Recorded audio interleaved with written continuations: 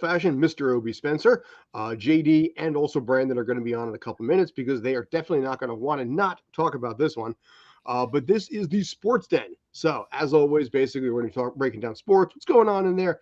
The big thing that we're going to be discussing heavily in this case will be the breaking trade that happened between Chris Paul and, more importantly, Bradley Beal, swapping one for the other with a couple extra players thrown into the mix, what it means for both teams, what the cost is going to be for both teams, and will it actually help either team.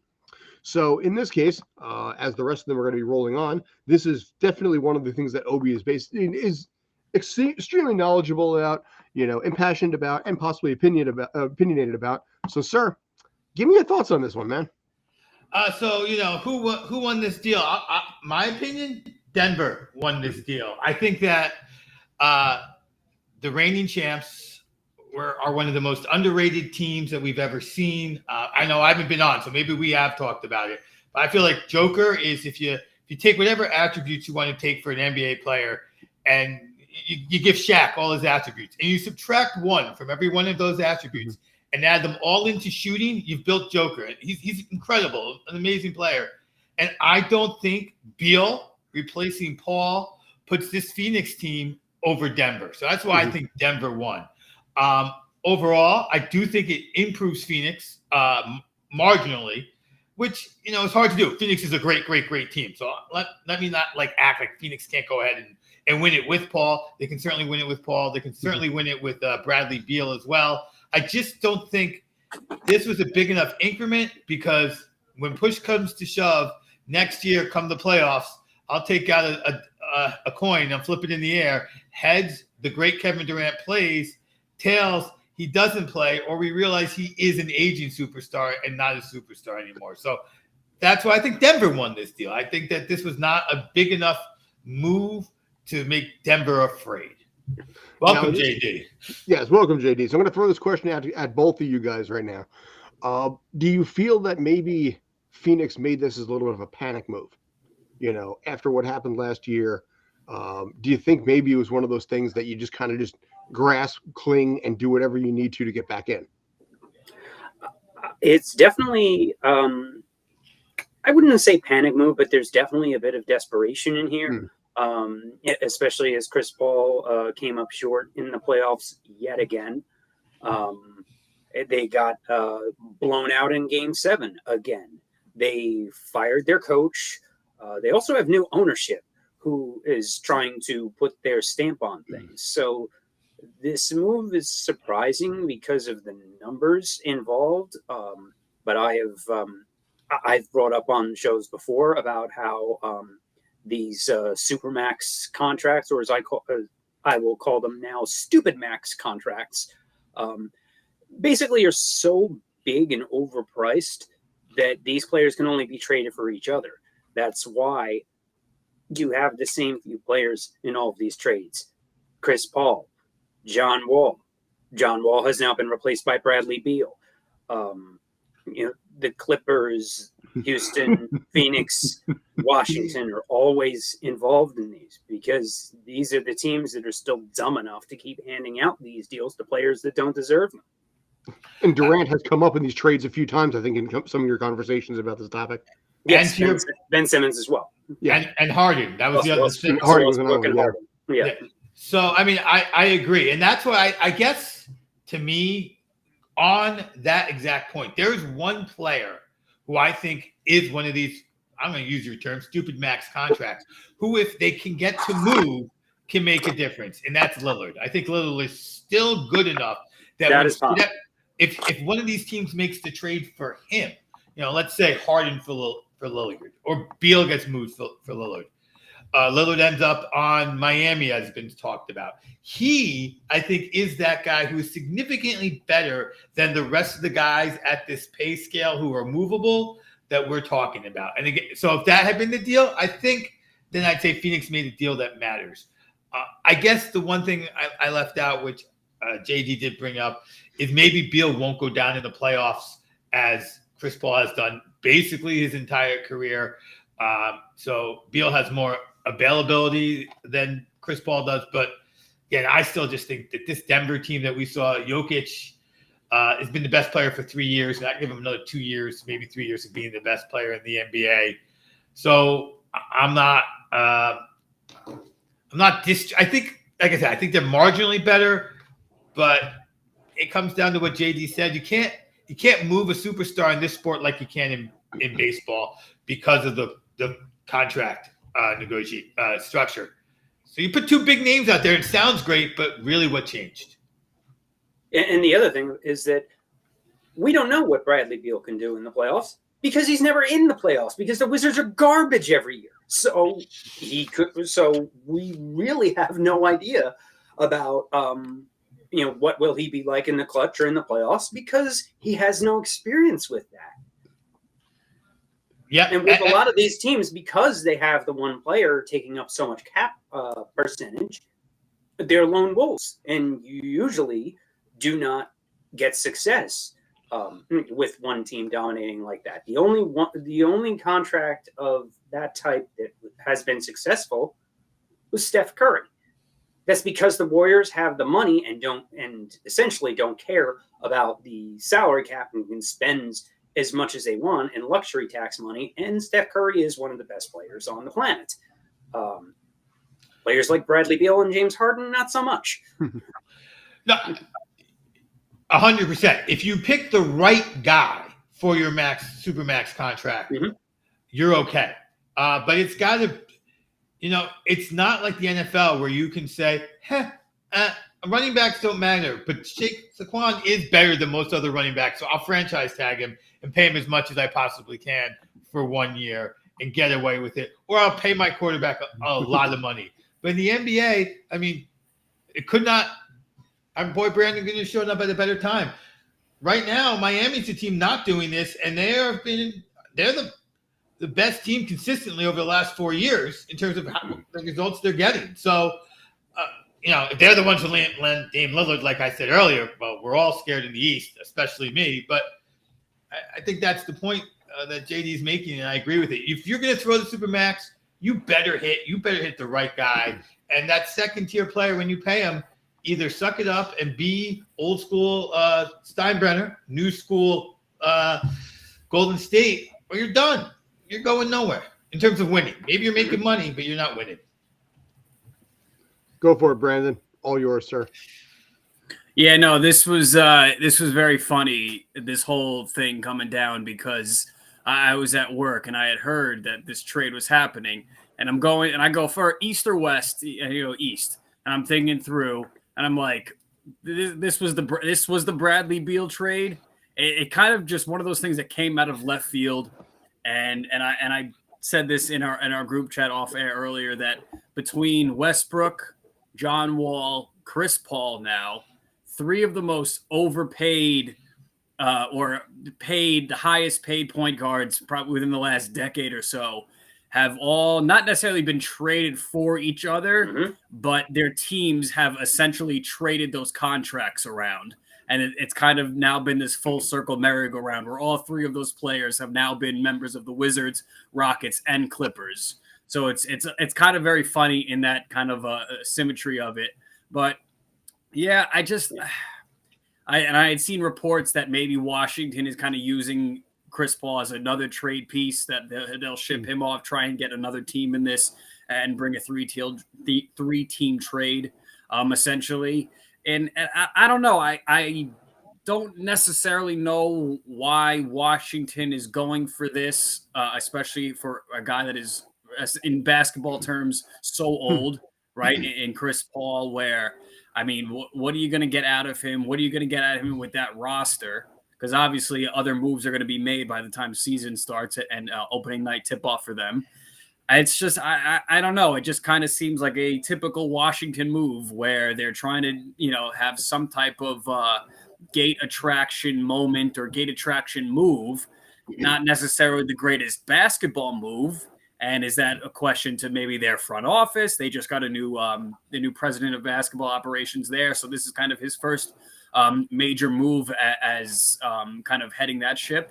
I don't know. I still see Washington as a out of the April foolishness, team, or maybe they could sneak up to a 10 or 9. But in terms of a traditional playoffs team, I don't see Washington really doing more than what they just have been doing basically in the last number of years. I think with John Wall and Beal, I think they have one playoff series. I mean, it might have been one series win. They got to the second round a bunch of years ago. I think it was during LeBron's Cleveland years, but we know that second round loss from there. So really, like the Eddie Jordan years coaching. There. Like the Eddie Jordan years was the last time with Gilbert Arenas was the last time Washington really made any kind of noise as far as being a consistent playoff team. Maybe this is no. Jordan famously never. Well, I guess infamously, because nobody ever talks about it. Didn't finish under 500. Didn't make the playoffs. It was Arenas. It was those mid 2000s teams that were somewhat decent. They got John Wall, and then they kind of teetered off since then, and have become a kind of lost franchise in terms of being very forgetting that they're even a team, honestly. And you had Bradley Beal there. That was kind of this that you mentioned before, this kind of Damian Lillard type figure where you're that style of player. You're loyal to the team and you're kind of doing your thing, but it's not really adding up to a lot other than Dame, who was able to get to a conference finals and consistently got Portland to some nice playoff moments. But then the Phoenix aspect of it to now have a team that is so, first off, you have the most incomplete team in terms of having so many roster spots empty that you have to fill. And then on top of that, you're going to have a top-heavy team. I mean, we remember the LeBron quote famously from years ago, where top-heavy is bleep, referring to the Cavs. But, I mean, this team is going to be like that on steroids. And to have that amount of money put into that little amount of players, and now to have to fill out a roster with that, I think that's going to be very difficult.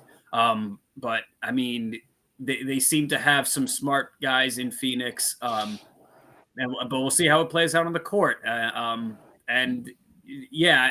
see what Phoenix does with this trio now. I know there's kind of some of these super team CBA rules that they're kind of going back and forth on, and I don't know. In terms of that, I don't believe in restricting teams from adding whatever players. It's just at that point, what does it look like? What are the optics of it? It's hard for me to tell a team that you can't go get a player when that's what you do. That's half of your business, is going out and getting players. But we'll see how this plays out. We're very far and away from training camp starting, let alone the season. And we'll see how these teams shape up, and we'll see what other moves are made. So in your opinion, I'm going to basically start with Obi on this, Brandon, and then I'm sorry, Obi, JD, and then Brandon on this one. If you look at this trade, apples to apples, who won? I think apples to apples, I would rather have Beal than Chris. I can't make it through the playoffs, Paul.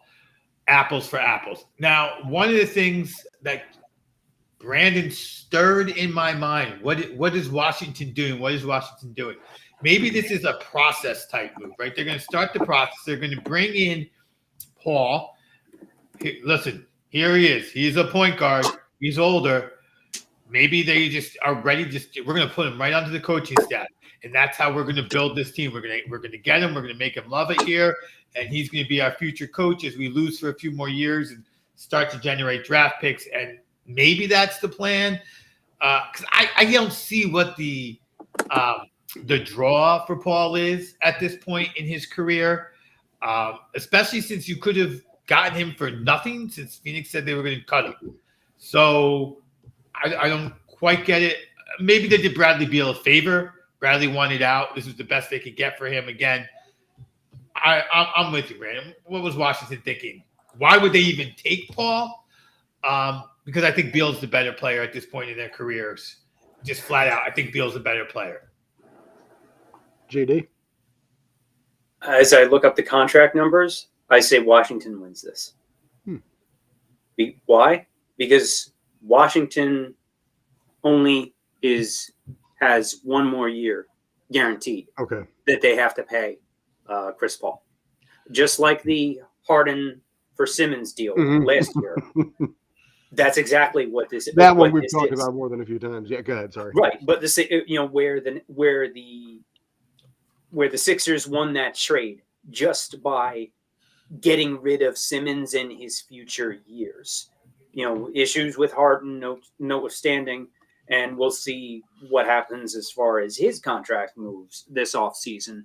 But Phoenix is now on the hook for 4 years of Bradley Beal until they can unload him for the next stupid max contract trade, with whatever draft picks going back and forth to sweeten the deal. But Chris Paul has 1 year guaranteed, according to Spotrac, has 1 year guaranteed at $28.4 million, and then a partial guarantee for 30.8, where it's 30.8 total, 15.8 guaranteed for that's or actually no, wait, sorry, I'm reading this wrong. So this upcoming, basically they're on the hook for this upcoming, the partial guarantee is this coming season, 23-24. And then he has a non-guaranteed $30 million option for 24-25. So really they have 1 year of Chris Paul. Eat it for a year, and then you have the cap space for the rebuild. Heck, if somebody's desperate enough, you could flip him at the deadline for draft picks or something. This is how you clear out cap space when you're doing these kinds of deals. It's the same few players being traded for each other, but it's just okay. Can we get a few years off of this by trading for a player towards the end of his contract? That's basically why John Wall kept getting traded, was for the same towards the end of his deal, even though he really barely played the last 3 years, was for that.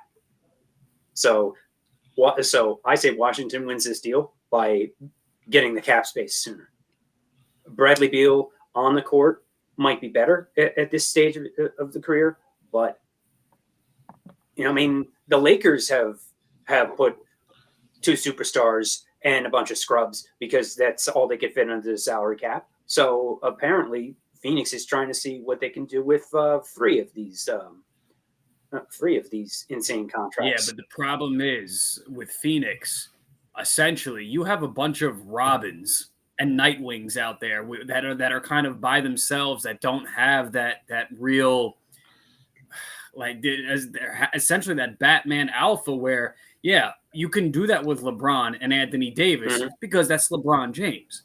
Yeah, you have Kevin Durant that's as talented as anybody's ever been in the league. And Booker and Beal can shoot and play with anybody. I mean, in terms of the playoff weight of the shoulders, I mean, all 3 of them, I can see them crumbling very easily. It's going to be. I mean, what have they done? I mean, Beal, I would say not so much because the opportunities in Washington weren't there. So that's maybe more of an unknown. But what was known is that when he did have that dominant guard next to him, or that dominant player where he could step back and be the 2, that's a recipe that can be successful. It's just obviously the one in John Wall and that Wizards team can only do so much. But if you put Beal with this into now this trio of players with Booker and Durant, yeah, you that talent-wise and X's and O's wise is a recipe for success. It's now just the mental between the ears aspect that needs to be figured out. You'll have a full season to get through it. Hopefully the injuries stay away from this team, and we'll see what they can do. But they seem to be putting all the right pieces, because you have your 3-point shooters, you have Ayton in the middle. We'll see what they do with him. A lot of people think he's very soft and really not that great of a big man. But if he's going to be that no more than a 4 as a 4th option, again, with another year of going through this and hopefully getting mentally hardened, it could go right for them, and Phoenix can get back to the finals and hopefully win it. Well, not for me, hopefully, but for them, hopefully win it. So I think that, just taking everything that everybody said, to me, what I'm hearing here, taking my own opinion and what the two very smart gentlemen below me said, this is one of those great deals that's a tie. Like this is Washington's getting out of some money, freeing up space sooner than later, and Phoenix is getting a player who's probably better than the guy they had. Now, I think the big issue for Phoenix is what Brandon said. I think, Brandon and I, for years now, have been talking about how Durant can be the best player on his team, but he's never going to be the leader of his team. That's Durant. He isn't that full package type of guy.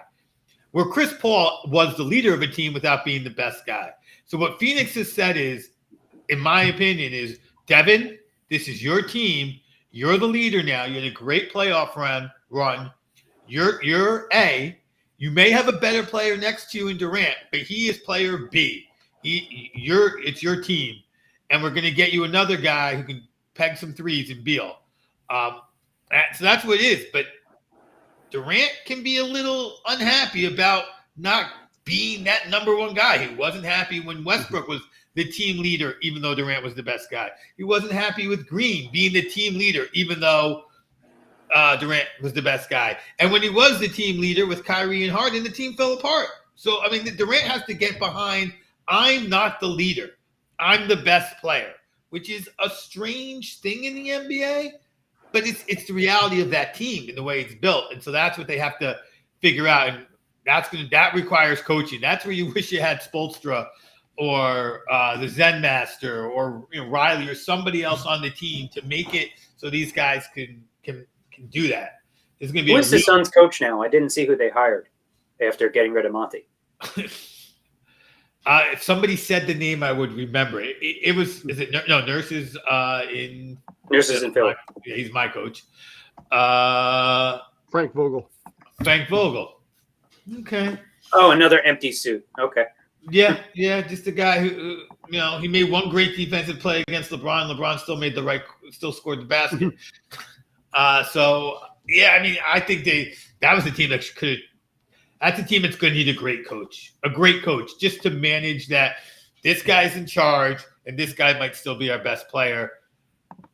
Again, I still think it's Denver's to lose at this point.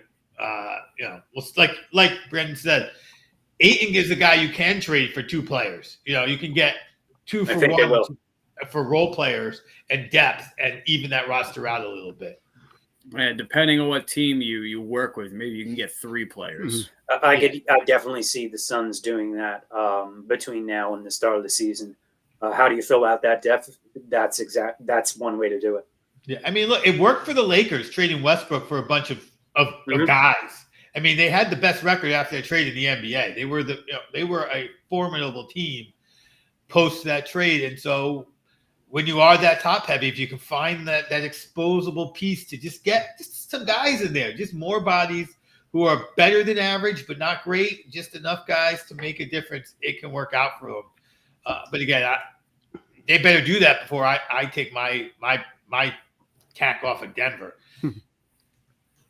So you're still standing that Denver won the trade, not either one of the two. Yeah, I still think that Denver won the trade because it wasn't for Lillard. Yeah. For Lillard. Brandon, who did you decide won this trade? And by the way, also, let me see the shirt you got on, too. It is the Bobby Boucher. So basically, you got one fictional sports team. I've got the other fictional NFL team today. We have two Same movie colorway. jerseys. Yeah. Same colorway. Except the only difference is yours doesn't smell like your mother-in-law. No, this was pretty new.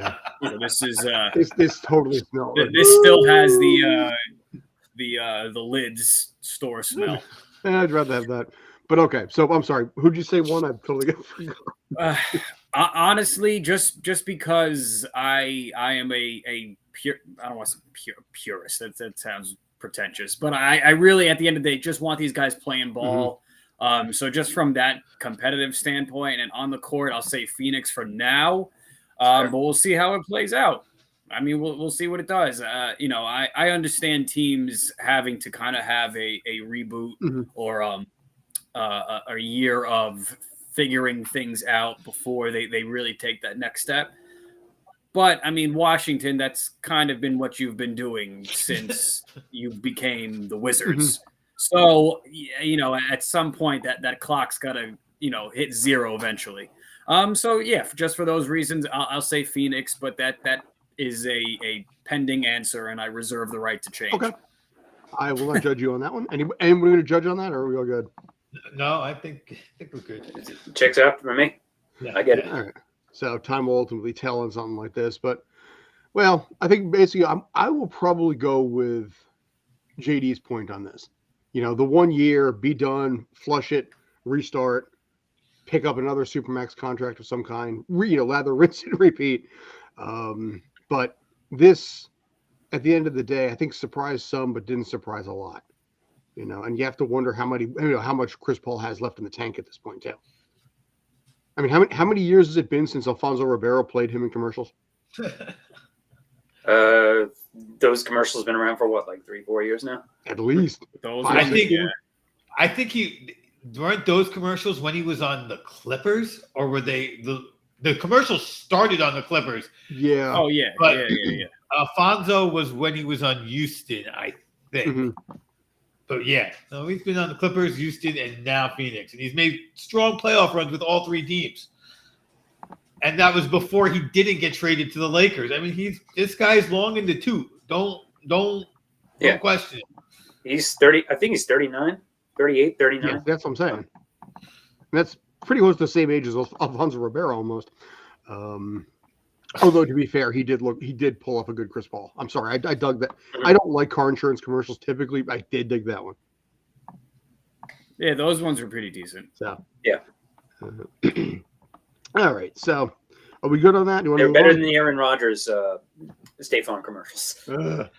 So yes.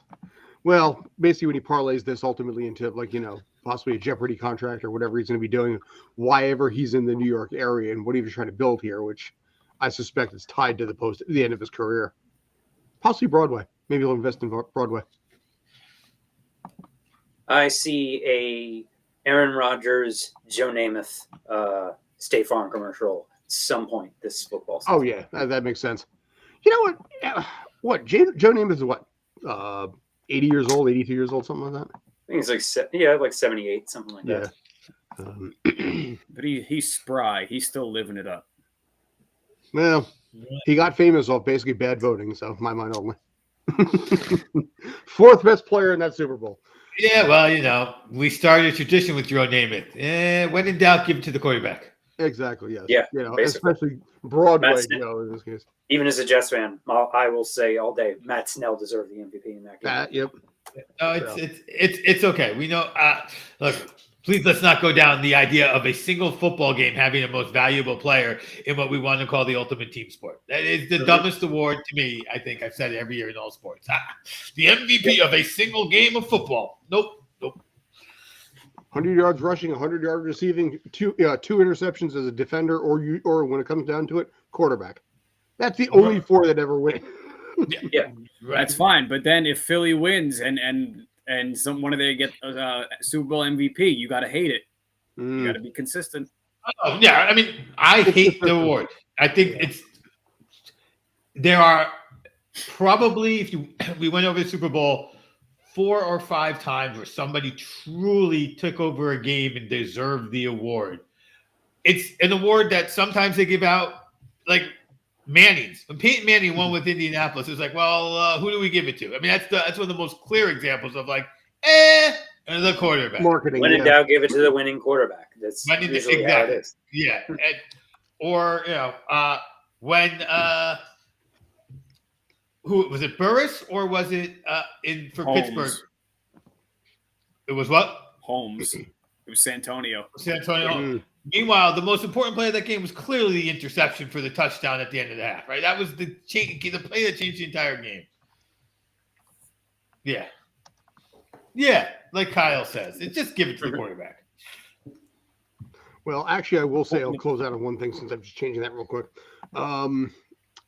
I did see for Lehigh Lafayette, the rivalry, which is one of the oldest college football rivalries in the country. They gave the MVP to the kicker who kicked one field goal at the end of the game at 27 yards. And it's like the guy that had, basically had the interception in the end zone to keep his team from actually the game-winning field goal. He didn't get it in his final game. The kicker nailing a 28-yarder. That dude's your MVP this time around. That's because those two schools did the math on it. And they're like, That was the play that changed the winning percentage the most. We're giving it to the kicker. Dude, I it's funny. Lafayette had a terrible season that year, and head coach John Garrett, I think, brother Garrett, Jason Garrett's brother.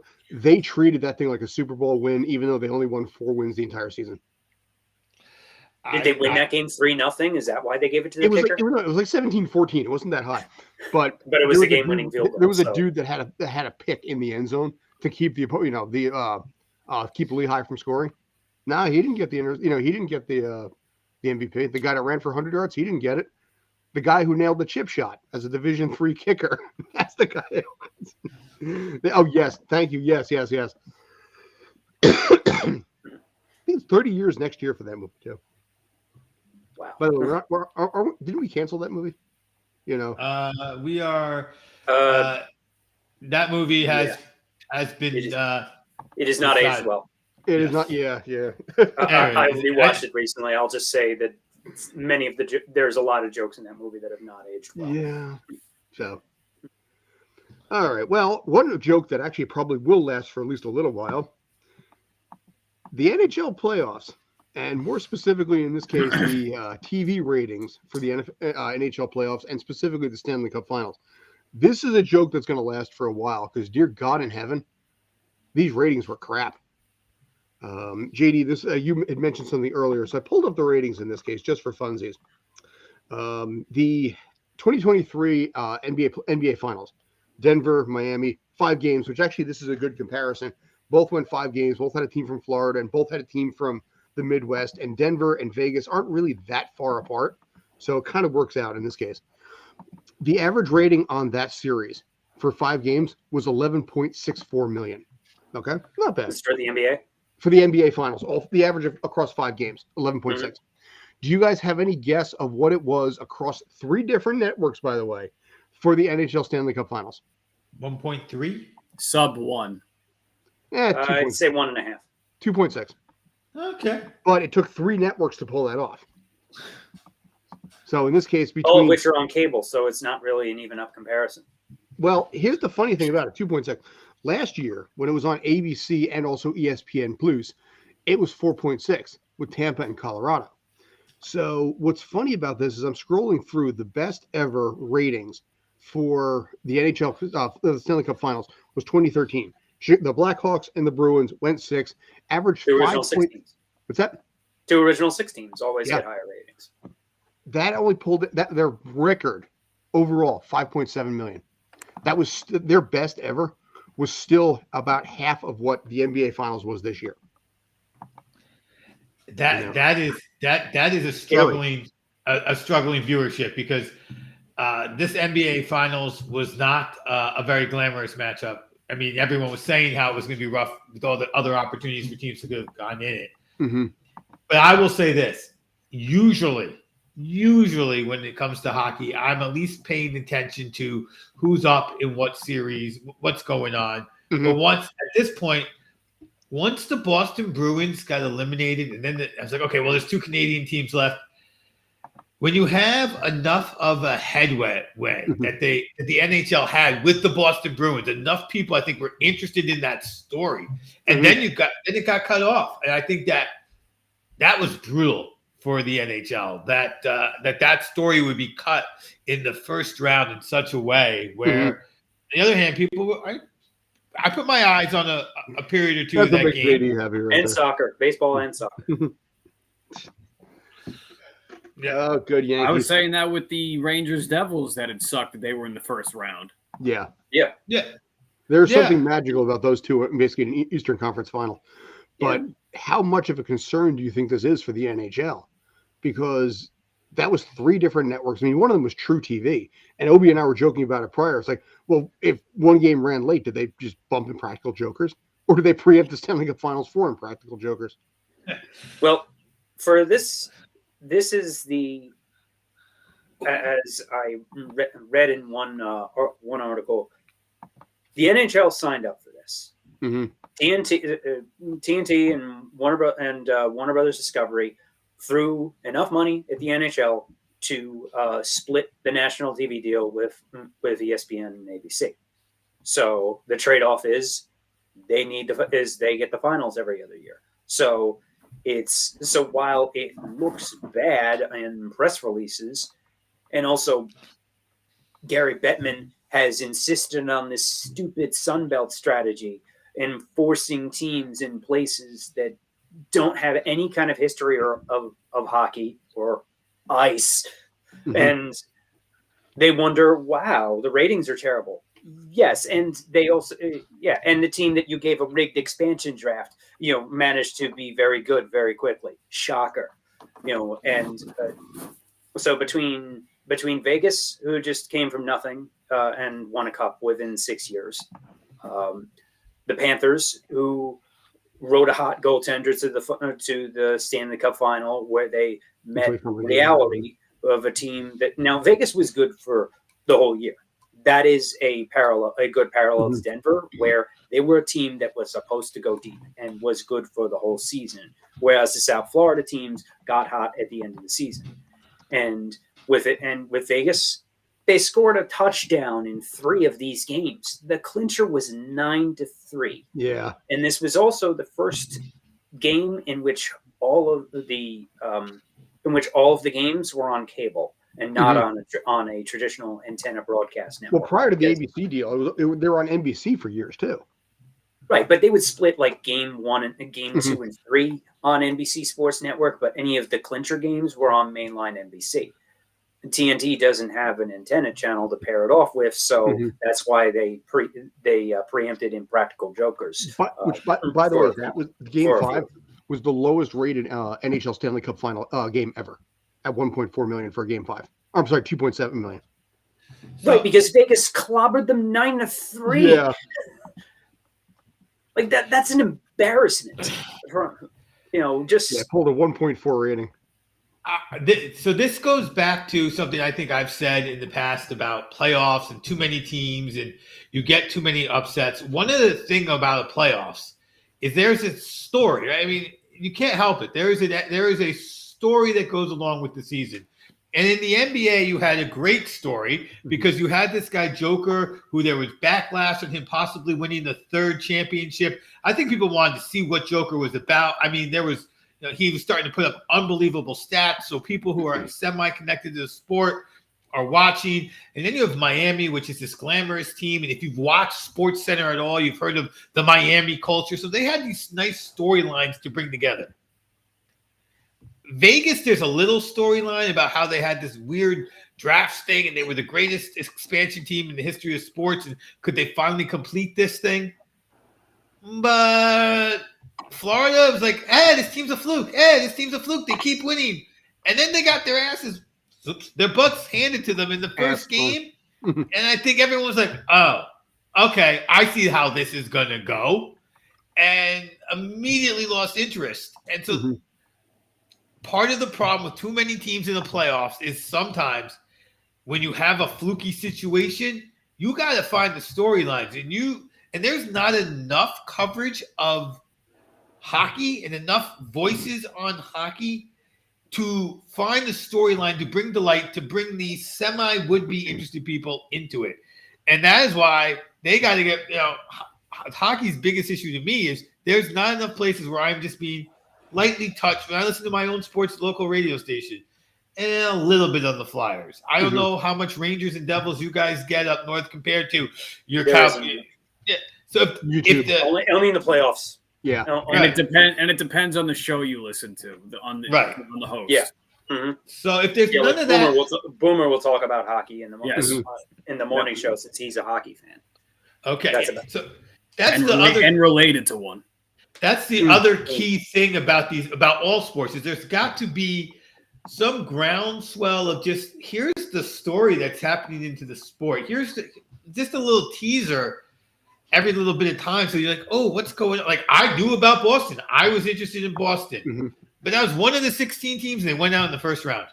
And then this was the chance that this is going to be one of the greatest teams of all time. And now it's eliminated. Now, if you had a 4-team playoff or you increase their chances of going longer and keeping that team involved. So that's the NBA playoffs are known for being particularly hectic. I don't think they're as hectic, technically speaking, as baseball playoffs, but still their unpredictability creates situations where you can't have a storyline that goes and can drag casual fans in. And additionally, also, Vegas, I just checked the attendance numbers. Vegas was 12th in the NHL this year in average attendance, and the Panthers were 7th worst. So this is very middle of the pack to even borderline low pack teams here. So this also, to my mind, and I'm going to open this up to you guys in a second, is this a concern across Vegas? I mean, you had a team literally in a championship for, I think, the first time ever in your city. And did anybody really care? No, there was just as many people outside the stadium as there were in it. The whole place was a giant party. And, for something that's a traditional non-hockey market, 12th is pretty good. They pack the house. Vegas packs the house pretty good out there. This will not translate to the A's, though.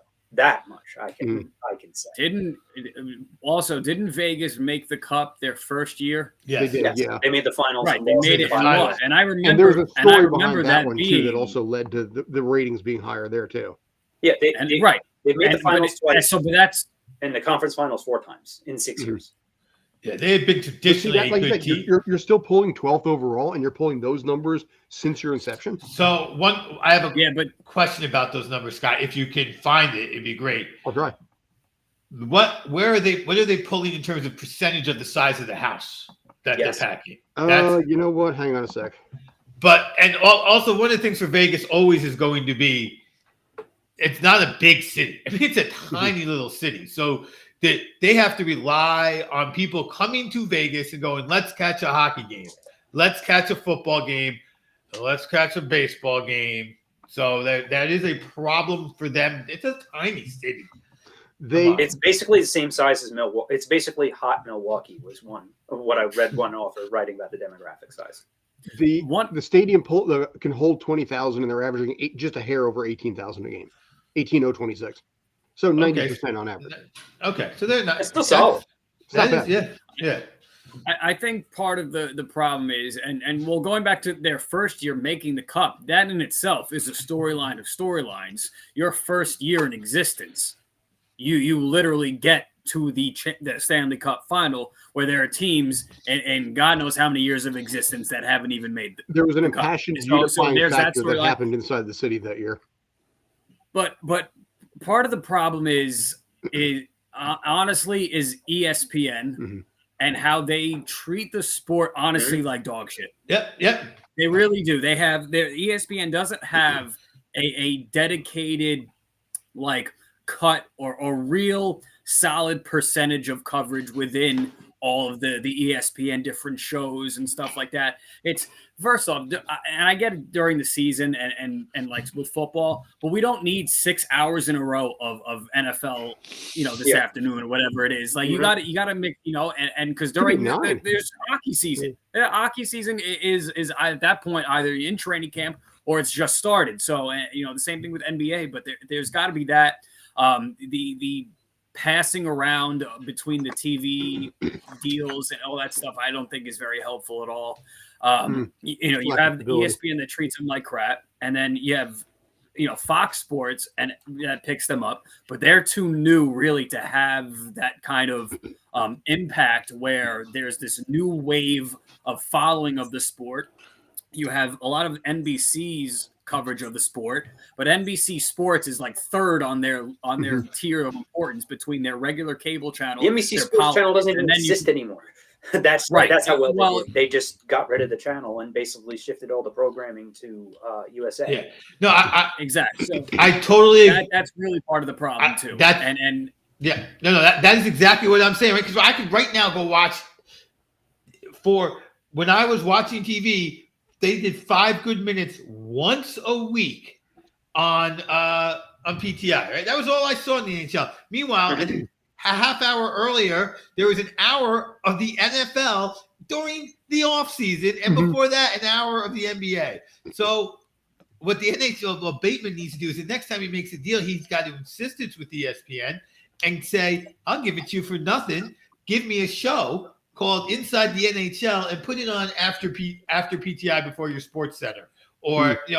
that's the deal Bateman needs. Is he needs inside the NHL, even if it's only a half-hour show, to build those storylines so that I'm watching accidentally. Oh, this is what's happening in the NHL. These are the players. These are who's good. This is who's bad. Oh, these are the guys I should be interested in the playoffs if Boston goes out. Part of ESPN's issue is that the people that they have covering the sport are tough to watch. Let's say they do have an inside the NHL type of show, but it shows at midnight on ESPN too. If people are assigned, and it has Barry Melrose, who's quite possibly the worst announcer in the game. And he has for some reason been a centerpiece of ESPN's hockey coverage for decades. Now I will say nobody likes him. TNT. I mean, Kenny Albert. I like Kenny Albert. I have always been a big TNT fan is a solid crew. He is a solid crew. But again, that's something that's too new, where they can't have the impact to bring in that another wave of fans or bring that casual fandom to take notice it in certain cup runs and stuff like that. They have Wayne Gretzky, the great one, as part of their crew. What more do they need to do? Yeah, PK Subban he's disappeared at this point. I mean, he had a suave and a swagger throughout his career. He's just kind of buried. He's just there. And that's what it is too. I don't. There's also this, and it's kind of like the baseball problem where to create storylines, you need the emotion, you need the attachment, and to get the emotion and attachment, you need that personal and intimate exposure to these players. How personal do we get with these NBA players? How personal do we get with a lot of these NFL players? Obviously, it's not so much because there's that many more players, but you have to do that. In baseball, you still can, but hockey, obviously, it's tough because even with the NFL, the masks come off sometimes. It's not completely covering so the NFL or the NHL needs more of that personable marketing thing that really baseball needs as well. And all of that, you put it in a blender, and that's all of these issues are why the NHL has those numbers that they have, the ratings and stuff like that. They should get rid of the helmets then. Just go Craig McCavish. No, I'm not saying that. No, but you gotta be able to make some type of moves around that to really, because being honest, and this is not just Vegas. This is even a lot of guys on our own teams that we like. We see guys that look like this every single day of our lives.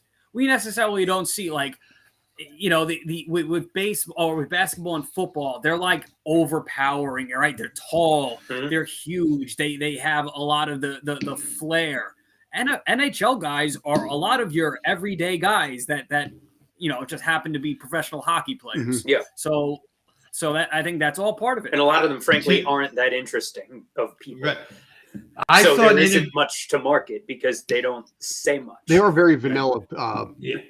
A lot of Europeans have you gotta find the guys. I don't know. Yeah, I saw an interview with Shaq the other day, and he's like, "I have their marketing departments. Shaq is pay people to do that." I saw an interview with Shaq the other day. He's like, "There are kids who come up to me who are not old enough to have seen me play, and they know who I am." The general, because Shaq owns a whole bunch of Shaq, right?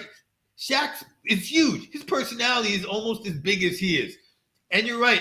Honestly, the last hockey player I could think of that made an impact on me is Eric Lindros. I mean, that's how long it's been since it's been up.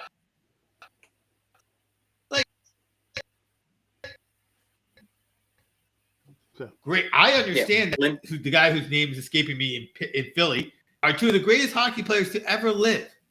And I don't know nothing about them. Nothing. There's no connection. You're 100% right. No, nothing. There's no the league tried to players from Europe. You don't have bombastic personalities there. That's also part of it. You basically the NHL is the majority of the players in the league are like Jokic, where they're just I'm going to show up, do my thing, job is done, I can go home. Type of personalities. And when the NHL does try marketing superstars, they're bad at it. They did try to shove Crosby down everybody's throats for a few years, but he's not really that likable of a character. and some of his and it got to the point they'll market a player that doesn't deserve it, and that just does nothing but upset hockey fans. Although, to be fair, and Crosby did that. The entirety of the Vegas Knights do that, where the feeling among hockey fans was the league rigged it for this team. Mm-hmm. So I have no interest in watching the finals, and the games were terrible. And with the upsets, as you mentioned, Obi, there's two other events that I can think of that are good comparisons for the Stanley Cup Finals this year. One is the 2007 World Series, which is the worst one I've seen in my lifetime, where Colorado went on a tear and just blew through the National League and then got absolutely blasted by the Red Sox in the World Series. A World Series so memorable. The most memorable thing about that World Series was the news leaking that A-Rod was opting out of his contract with the Yankees. That's the most memorable thing about that Red Sox-Rockies World Series. And another comparison is the NCAA tournament, March Madness earlier this year, where because there were so many big fish, the Final Four was UConn and some Cinderellas, which was cool, but also left you with, Cinderella can only go so far from a marketing standpoint before, as far as marketing appeal. So you definitely saw some of that. You can't have one without the other and then expect there to be that full throttle interest. Well, I think also in the melting pot that is the United States, the United Nations, United States, if you look at the team that we're looking at right here, that's just basically just a bunch of European dudes there, Canadians. They're just a bunch of, honestly, at the end of the day, it's just a bunch of white dudes, So as a result, I think it doesn't, look close on that one. I think it doesn't appeal to some demographics in there because there's no diversity, there's no melting pot, there's no United Nations. Like I said, at the end of the day, it's just like white guy, white guy, white guy, white guy, white guy, white coach, and as a result, there's nothing different about it. And I think that difference is what's needed a little bit there too. So, although I don't write that off, right? Like, I think if most of us were to ask our friends what sport they like more, basketball or hockey, you get a sense of who they are just by that answer, right? Mm-hmm. There's a certain sense of that. It's not 100%, but there is some of that to that. But I think that being said, there's still the sport itself is still fantastic, right? When you, yes, like. One of my greatest hockey memories is watching the U.S. Canada with my father-in-law in the Olympics. This is a man who loves sports, does not watch hockey, and two of us were just enthralled by the Olympic game, the speed of it. There's some mucky muck that goes on with NHL hockey where the diehard fans want the fighting in the game, and then other people go, "I can't get into this because not only is there fighting, but you let the fight. Then there's like." I could go on and on about how dumb I think hockey fighting is because I get what people say the point is.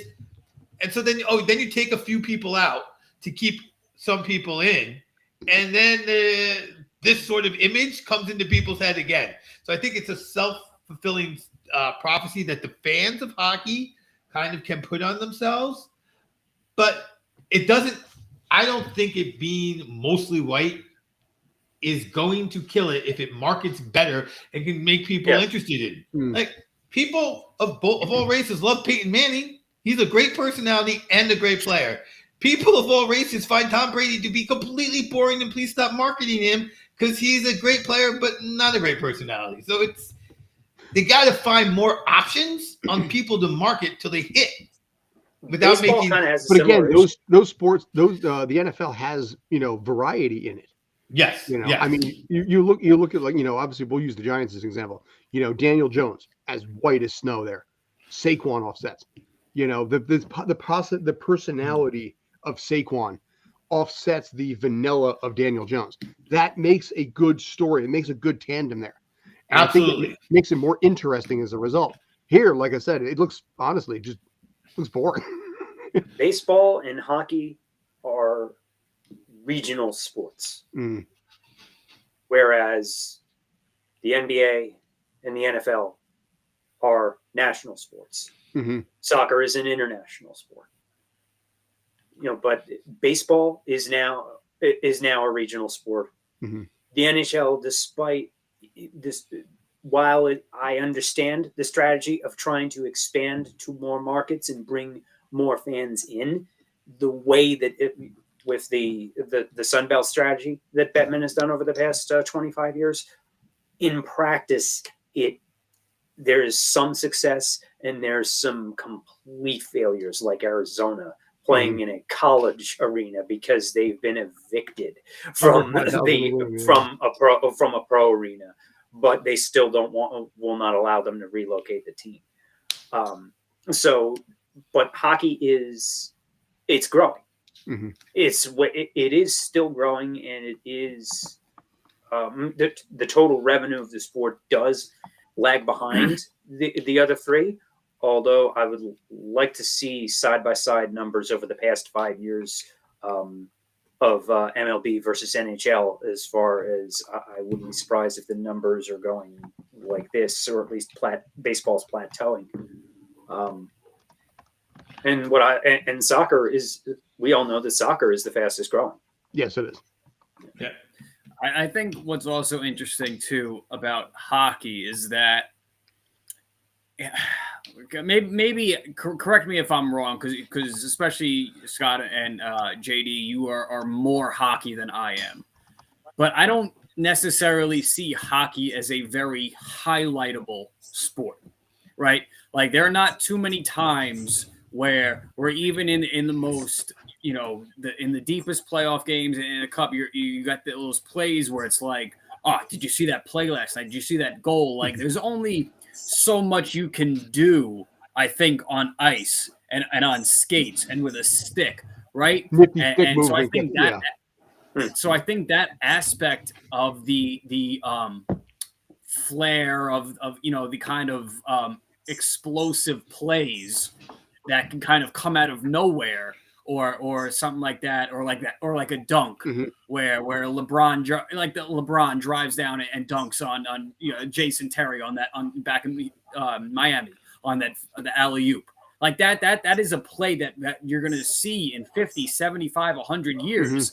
How many hockey plays can you say that about, other than kind of in these big major moments? And even still, it's more about the moment. It's not the actual physical display of the play, is what I guess I'm trying to say. Like, you see a lot of the cross stick and stuff like that, the twirling, on some of these penalty shots where you kind of see that kind of artistry. But I think within the confines of how hockey is played, I think there's part of that that you can't have, that some of these other sports can have. I would say partially disagree. Where I do think that there are maybe not as many as there are in basketball and football, but there absolutely are highlightable and clippable moments. And as far as athletic ability, I would say go watch some Marty Brodeur highlights. I didn't want to. Yeah, I'm not trying to take people would be more athleticism interested away. in a touchdown or a I'm dunk just than saying, there would be a goal. What the human can do on skates, on ice, just the limitations of that alone, I think is not a part of the lack of why hockey kind of has these numbers. It's just the part of more of the media aspect, more of the getting that casual, or getting that hockey fan to show a casual friend, hey, did you see this play last night, or something like that. By the way, that's where I was trying to go. And in the past, fights have filled in the gap with that, but the league has been very proactive over the past 10, 20 years in trying to push that out of the game. So there are certain, as was mentioned before, there are certain subset. I think there's definitely a fine line as far as marketing of trying to appeal to a broader audience, but not upset your diehards at the same time. And hockey has done a very bad job at trying to find that happy medium. I think so is baseball. To Brandon's point there, right? One of the things about the new rules of baseball is what people are saying. Like, I've heard other other guys who play sports that we consider better athletes than baseball, saying the problem with baseball is you don't get to see how athletic these dudes are because the rules were such that to optimize the game, you de-optimize their athleticism. Mhm. The greatest sports thing I've ever seen, by the way, the greatest play I ever saw was at a hockey game. Guy is on a breakaway. The goalie checks him below the waist, puts him in the air. He's now horizontal. He gets his stick down and wrists it into the net. It was unbelievable. The most amazing thing I ever did. That guy, by the way, was Wayne Gretzky. So, I mean, it was unbelievable. But, yeah, I do hear what you're saying. Even if you just watch the top 10, sometimes if you compare a simple slam dunk to a simple one-timer, the slam dunk looks cooler. You're it's 100% overpowering. Yes. It's an overpowering Yeah. move. Yeah. You know, it's not about it's even with a touchdown, it's about one, player, wide receiver, overpowering a quarterback, for example.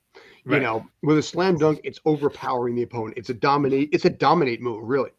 You know, Right. a one-timer or a bunch of clever passes doesn't have that same kind of dominant spark. It looks gorgeous, but In it doesn't baseball, have- they're overpowering a ball. Yeah, I mean, listen, Right. a 450-foot shot is overpowering the pitcher. So I think maybe that's, from a highlight standpoint, that may be, just a theory, what could be part of it. Yeah. I don't know. All right. So, all right, gents, anything else you think? Or are we good? I'm glad you guys let me come back after my hiatus. Thank you, gentlemen. Well, we course. appreciated the money you paid us for that. Too. Happy to have you. Yeah. No, always, man, as always. So, all right, let me get rid of that. There we go. All right, gents. So thanks as always for tuning in. I appreciate Obi, Brandon, JD. I appreciate your input on everything with Bradley Beals versus Chris Paul and all that. The TV ratings and everything you guys were part of. Appreciate Kyle for commenting in. Everybody else who's watching, appreciate you guys as well. Thanks as always. Next time, appreciate